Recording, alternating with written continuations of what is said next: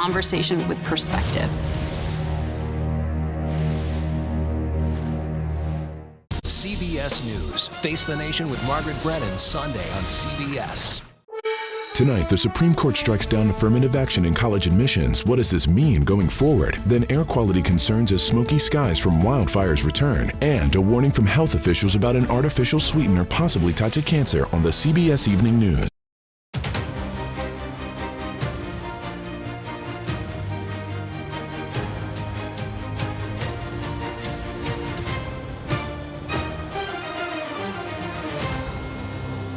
The court has effectively ended affirmative action in college admissions, and I strongly disagree with the court's decision. I'm grateful to see the conservative majority that we helped build on the Supreme Court of the United States bring an end to most of affirmative action. Almost a year to the day after the Dobbs decision, they have overturned 40 years of precedent around affirmative action.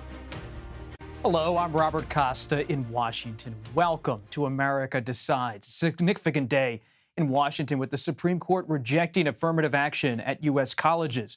A ruling stated that race-conscious admissions programs, both at Harvard, a private university, and the public university, University of North Carolina, are unconstitutional. And the decision could have reverberations for millions of Americans as well as for national politics, and prompted an immediate response from the president. I know today's court decision is a severe disappointment to so many people, including me, but we cannot let the decision be a permanent setback for the country. We need to keep an open door of opportunities. For more on this, Nicole Killian and Ed O'Keefe join us. Nicole is a CBS News congressional correspondent. Ed is CBS News' senior White House and political correspondent. Ed, can we begin with you over at the White House? President Biden was just on MSNBC. I'd like to listen to that, especially what he said about packing the Supreme Court and whether Democrats should move forward. Let's listen. It's done more to unravel basic rights and basic decisions than any court in recent history. And that's what I meant by not normal. It's gone out of its way to, I mean, for example, take a look at overruling Roe v. Wade. Take a look at what the decision today. Take a look at how it's ruled on a number of issues that have been precedent for 50, 60 years sometimes. Ed, so that was the president talking about why he used the phrase, this is not a normal court, when asked by a reporter earlier today if the court is a rogue court. He also said in that interview that he doesn't necessarily want to move toward expanding the Supreme Court or packing the Supreme Court, as some Democrats have called for. So it raises the question over at the White House, what next? Well, what next is you can now run against the Supreme Court as currently seated and is currently situated and make the argument that you've got to get a president who's a Democrat and a Democratic Senate back in place after 2024 to ensure that when the next vacancies come up, and there are some expected in the coming years as certain justices age out, that they will be appointed by Democratic justices. But you saw the president today sharply criticize this. The vice president had an appearance in New Orleans as well, making a similar argument that this goes against decades of precedents and is obviously distressing to many in the Democratic Party's base of support. But we should point out, a recent CBS News poll, 53% of Americans say that they support affirmative action, but just 30% say on the issue of college race-based admissions programs, only 30% of Americans support doing so. So the White House today, in laying out sort of how it goes forward, laid out a series of suggestions to colleges and universities that they could adopt that, in essence, is, keep to what the Supreme Court was suggesting, that race can be a factor, but cannot be a factor the way it was at Harvard and the University of North Carolina, in that you take it as part of a holistic look at an applicant's life experience, what they maybe overcame to get to the point where they can apply to that college. And, oh, by the way, what is their race? The way Harvard had done it, it was, people who were eligible to apply, applied, and then reviewers looked at a series of things, your grades, other life experiences, and then what race are you? And that was where the Supreme Court was saying you can't do that anymore. So the president today saying, look, it should continue to be something colleges and universities think about, and it has to be something that Democrats, of course, push for. And we will see this White House and certainly congressional Democrats say it's why you got to keep Democrats in charge of Congress should Supreme Court vacancies come up. So that's one response, is to make a push and to make recommendations. But what about on policy, Nicole? Take us inside Capitol Hill and the possible response there in terms of legislation and anything else. Yeah, well, that is the question. Obviously, as you know, Congress is out on a 2-week recess for the July 4th holiday, so there's not really much they can do in the short term. But certainly, as far as Democrats are concerned, it is something that they're starting to discuss amongst themselves. Of course, we heard earlier today from the chair of the Congressional Black Caucus, Stephen Horsford. Let's take a listen to what he had to say. I truly condemn the decision by the majority conservative members of the U.S. Supreme Court. They have rolled back 45 years of precedent in taking race-conscious preference into consideration as one of many factors in accepting a student.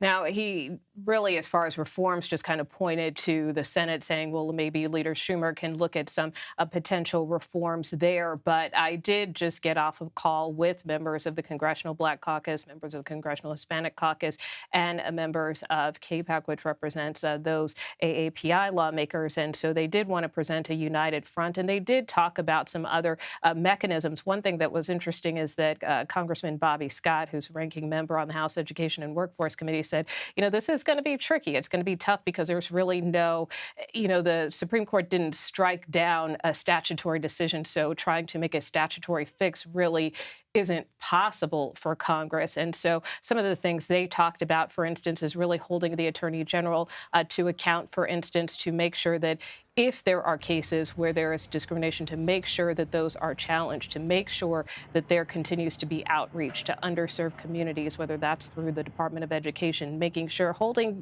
these colleges and universities their feet to the fire to make sure that they are still making those steps and making those inroads with communities of color. One thing that they also brought up, which I thought was interesting, which we've heard a lot today, is this notion of ending legacy-based admissions. Many Democrats arguing, well, how is it fair to strike down a decision like this, but yet stand policies where people whose parents have gone to a college or university or who are major donors to a university, those folks can still get in significant percentages. So whether or not Congress can address that part of the equation, I think remains to be seen. But those are some of the ideas that at least some congressional Democrats are kicking around.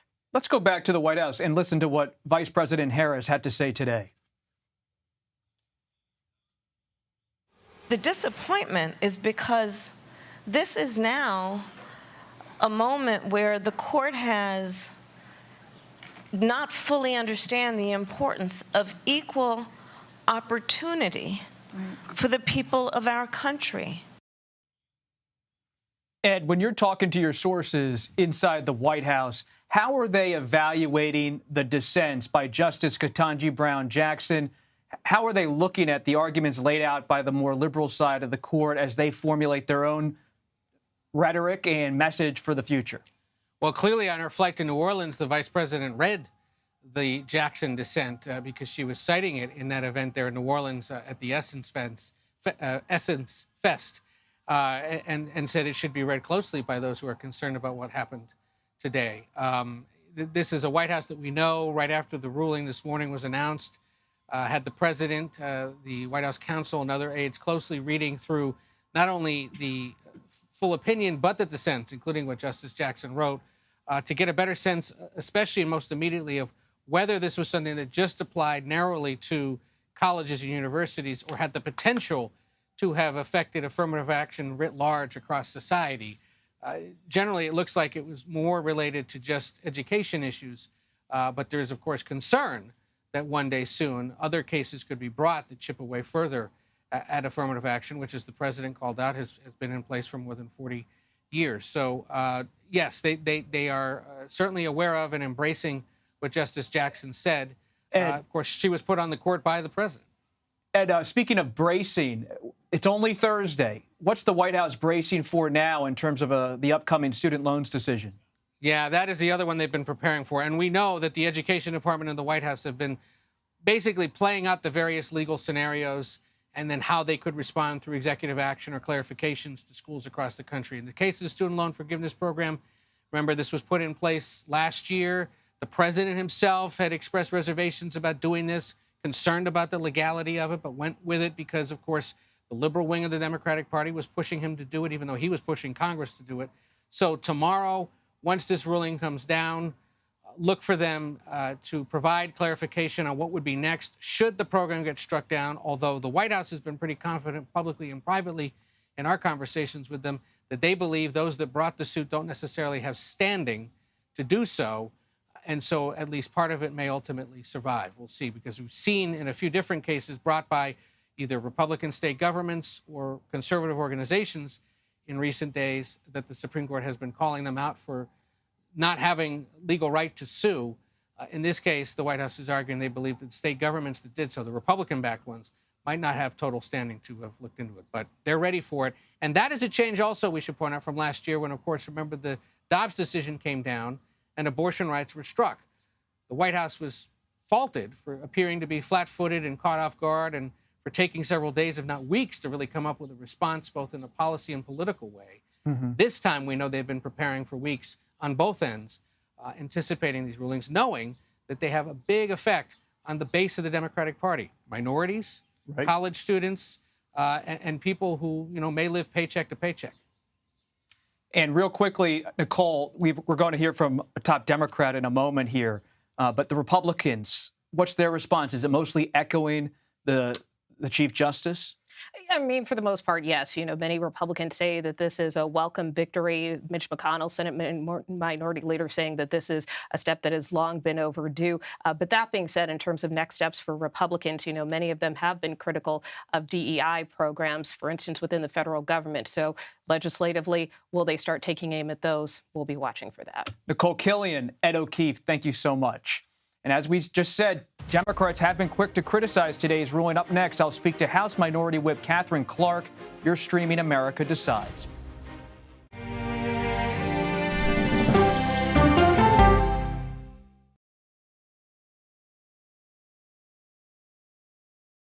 If it's important to our nation, I wonder how you think about where America is at this moment. it's on Face the Nation. Can there be stability if Vladimir Putin remains in power? Face the Nation with Margaret Brennan on CBS. America Decides, taking you inside American democracy. The most important stories on a day-to-day, hour-to-hour basis. You're going to hear a lot of reporting. It is clearly a pivotal moment. Gun control, the economy, education. Both sides of the political aisle fight it out for power. Bringing you the analysis that you need. Thoughtfully, with context. Be part of the conversation. On CBS News Streaming. Welcome to America Decides. An original documentary from CBS reports. I always tell people that Twitter would not be Twitter without Black Twitter. It's just us being in fellowship with each other. And it becomes a conversation you don't want to be left out of. People really started to recognize the power of activism on Twitter. Based on that one tweet, the hashtag #OscarSoWhite was trending around the world. If anything has really powered Black Twitter, it's been humor. If your food ain't right, oh, we're going to tell you about that, too. We tend to create change, create culture and cool. That's how movements happen on Black Twitter and go beyond more than that. Black Twitter, the Twitterverse that changed a generation. Now streaming on the free CBS News app.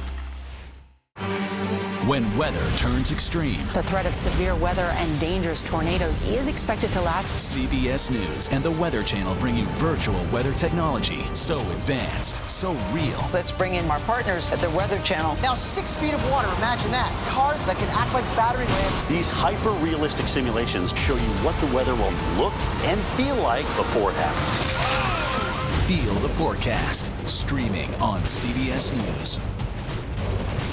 An original documentary from CBS reports. The carnage in our nation's schools has become painfully repetitive. Not one more child! School shootings have parents fighting mad. I promised my daughter I was going to fight. It's going to keep on happening. And teachers taking lessons in how to fight back. This is an exercise.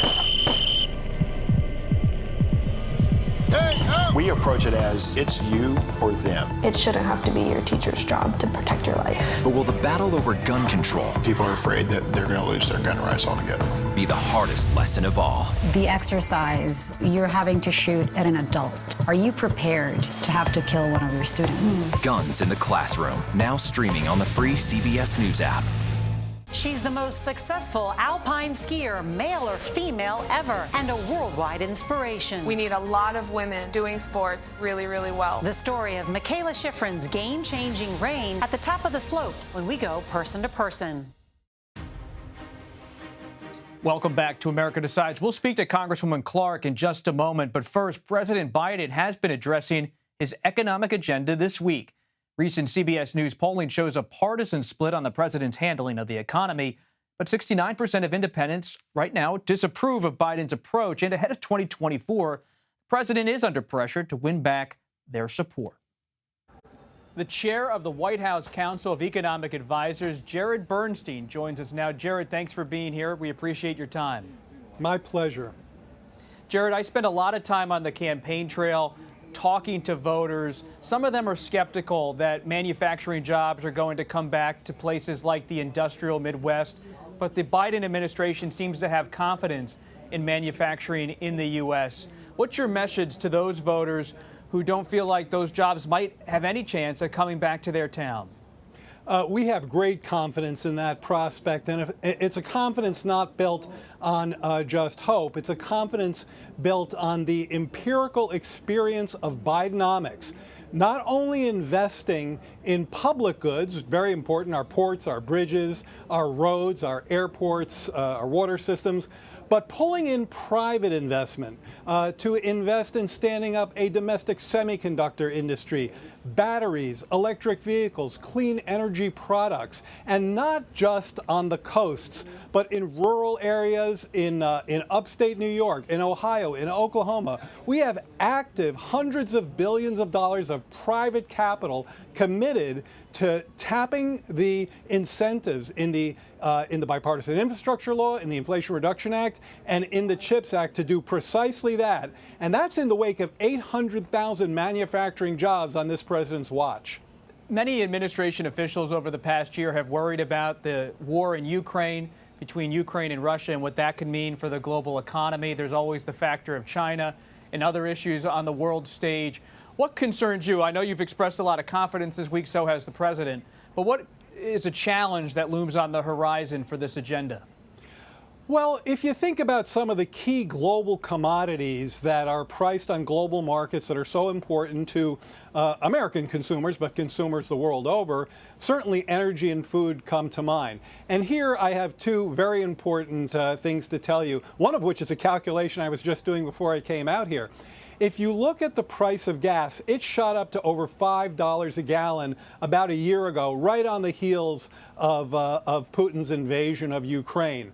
Last seen, the average price now is, I think, $3.55 a gallon. So that's a nice reversal there. Now, if you actually look at how much an hour, at the same time, wages have been going up. So if you look at how much an hour of work gets you at the tank, a year ago, it got you 5.5 gallons. Today, it gets you 8 gallons, okay? So that's a 50% increase in the amount of gas you can buy given your paycheck. So it's a combination of rising wages and falling gas prices. Groceries have come down over the past 3 months by about 0.5% in terms of not the inflation, their actual prices. So, the price of eggs is basically back to where it was a year ago. We've got more work to do in that space, Bob, but we're making progress. When you talk about more work to do and beyond gasoline and groceries, what are some concrete markers Americans can look to in terms of inflation coming down that's indicative of progress or a lack of progress in the coming year? Well, I think, first of all, we need to continue to build on this trend where year-over-year inflation is down for 11 months in a row. Of course, it peaked at over 9%, last seen at 4%. Now, that's still too elevated, and we need to keep working to keep moving that trend in the right direction. I told you about some of the movements in energy prices, in the price of groceries, But in Bidenomics, Pillar 3 is promoting more competition to lower costs for consumers. So people should watch prescription drug costs. They should watch the cost of insulin. They should watch the cost of clean energy. And they should notice the work that we've done on junk fees, to get junk fees out of the system and to take down overdraft fees, saving consumers $5.5 billion a year. So many people, when I'm out there again on the campaign trail, are talking about the issue of housing. And they wonder, can they afford a home? Inflation is making them recalculate their entire budget as a family or a household. Yeah. What can you offer to them in terms of anything constructive that's going to happen on the White House policy side on housing in the coming months? In this White House, housing policy is housing supply. Ever since we've gotten here, this is not a cyclical, meaning a time limited kind of a problem we've identified. This is structural, meaning it's decades old. It doesn't just go up and down with the business cycle. We have an insufficient supply of affordable housing, and this president has policies in his budget to reverse that. Now, look, we know that we live in a very partisan environment, so we've got to do more than put things in our budget. We're going to fight for those things. The chair of the White House Council of Economic Advisors, Jared Bernstein, thank you. Thank you, Bob. We're going to take a quick break. Up next, I'll speak to House Minority Whip Catherine Clark. You're streaming America Decides.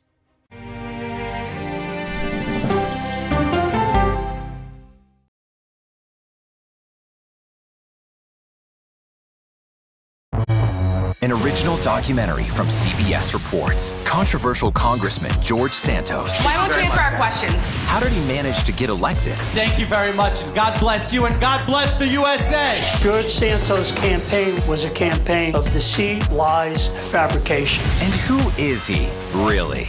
I knew him as Anthony DeVolder from Queens. Really, who he is a fraud. I compare him to the Tinder swindler. From people who know him, the truth, the facts, the lies. He would say that he was worth $100 million.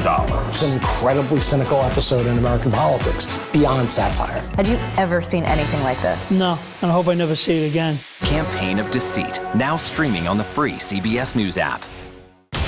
She dazzled on the court and off the court as a businesswoman. Thank you for joining us on Person to Person. Tennis superstar and entrepreneur Serena Williams.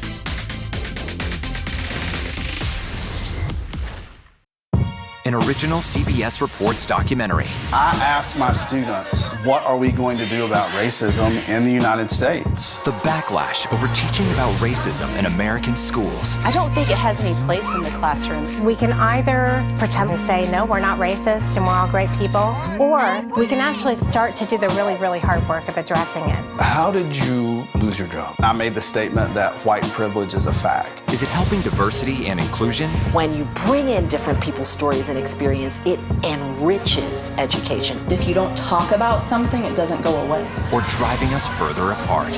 What schools are doing to our children in the name of anti-racism is in fact teaching them racism. The intention is to put us in this war against each other. An original CBS Reports documentary, streaming now.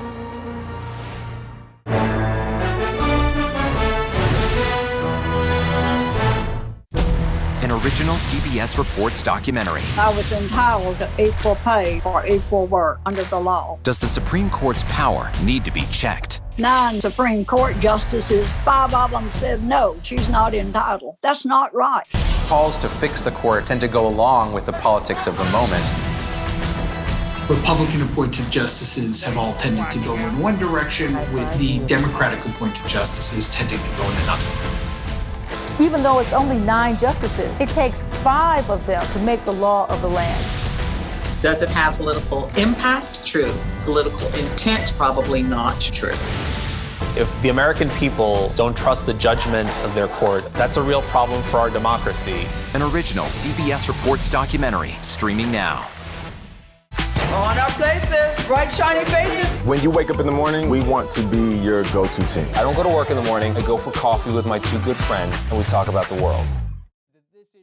Discrimination still exists in America.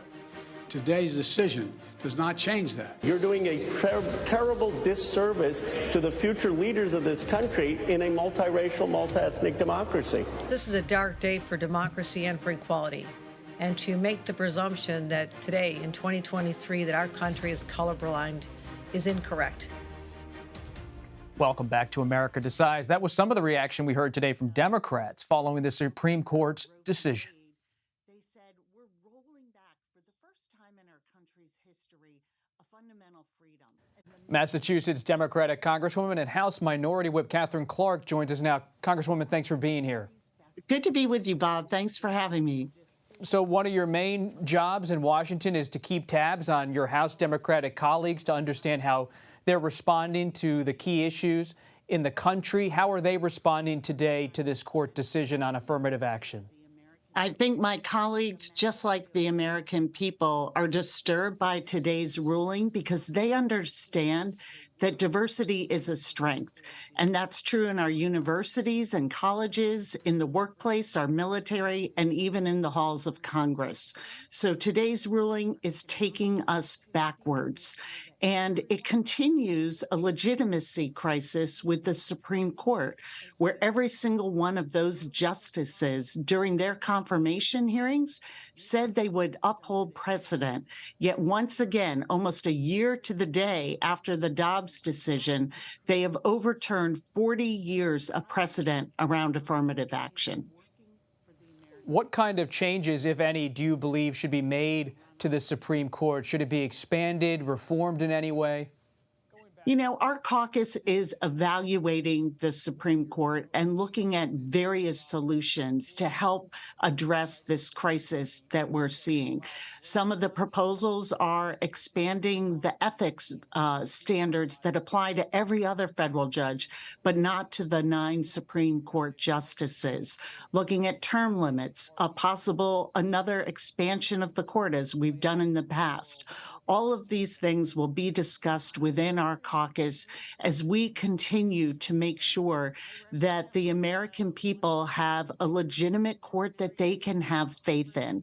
And right now, that faith is being tested. So what does this mean potentially, politically? I remember after Roe v. Wade was overturned ahead of the 2022 midterm election, so many Democrats I encountered on the campaign trail said that this issue, in their view, would galvanize Democratic voters, would bring them to the polls. Do you believe that ahead of 2024, this ruling on affirmative action will have the same sort of effect on galvanizing Democrats, or do you see it in a different way? You know, very much like the Dobbs decision, that decision said we are taking away rights. We are taking away a constitutional right. When we overturned, when the Supreme Court overturned Roe v. Wade, they said we're rolling back for the first time in our country's history a fundamental freedom. And the American people understand that that is against our country's best interests. It is against the decision-making of their own families. And every single race comes down to one principle. Are you fighting for me? And Democrats have shown time and time again that we are fighting for the American people, but the MAGA GOP is not. The American people are not even in the work or the focus of what they're doing. So we're going to continue to fight for the freedom for reproductive justice, affirmative action. We are going to fight for economic opportunity to make sure that everyone, no matter their zip code, can participate in our economy as we do our work to grow the middle class and continue to lower costs, make a tax system that is fair, fight for climate security and build climate resilience while we create good jobs. And the Biden economics is working for the American people. And that's the message that we're going to run on in 24, and it is one that resonates. Going back to the decision announced today, what is your view of Chief Justice John Roberts in his opinion, writing for the majority, where he said that while race-conscious based admissions will no longer be deemed constitutional by the Supreme Court, a student's story that could include how they've dealt with race or adversity can be part of the admissions process. How do you believe this is going to play out in the real world for your constituents and for others? Yeah, I think this is a dangerous moment for my constituents, and I represent one of the defendants in this very case. Harvard is in my district, as well as many other colleges, and what they want to do is have a diverse student body and address what we know are racial disparities that permeate throughout our country and throughout our society. And so what this decision is saying, and what the Roberts Court said, was we are now somehow post-racial in a colorblind country. And we know that's not the truth. And I think that we can look to the warnings that Justice Sotomayor gave in her dissent, that we still need to be fighting for equality. And what we're seeing in a GOP is that it's not even just affirmative action, but they're going after African-American history and banning curriculum, that they are targeting corporations that are embracing diversity and equality in their corporate policies. There is an all-out attack on trans communities in this country. And so they are moving in a very extreme way against equality. And it's why, it's why it's so important that we continue to put the American people and what they need, their opportunities, their freedoms, right to control their own bodies, their own economic destiny at the center of the work that we're doing. And that's exactly what we did when we had the majority. And that is why we are going to win the majority back in 2024. Well, we have more than a year until November 2024, but it's certainly going to be not only a legal battle, but a political battle. Congresswoman Clark from Massachusetts, the House Minority Whip, one of the leaders of the Democrats in the House, thank you for joining us. Thank you, Bob. That does it for today. You can stream America Decides Monday to Thursday at 5 p.m. Eastern. You're streaming CBS News.